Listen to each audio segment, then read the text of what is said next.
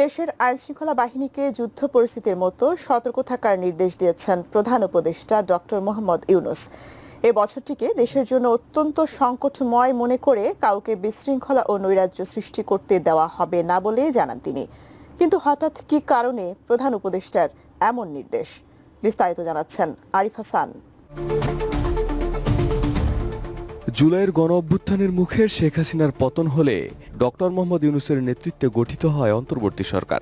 দায়িত্ব নেওয়ার পরপরই উদ্যোগ নেওয়া হয় রাষ্ট্র সংস্কারের। প্রয়োজনীয় সংস্কার শেষে অনুষ্ঠিত হবে ত্রয়োদশ জাতীয় নির্বাচন।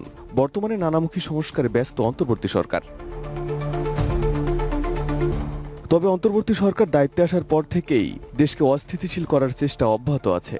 আন্তর্জাতিক ষড়যন্ত্র, অভ্যন্তরীণ রাজনৈতিক সংকট এবং একের পর এক আন্দোলন আর দাবির মুখে শেষ হয়েছে অবশিষ্ট 2024 সাল।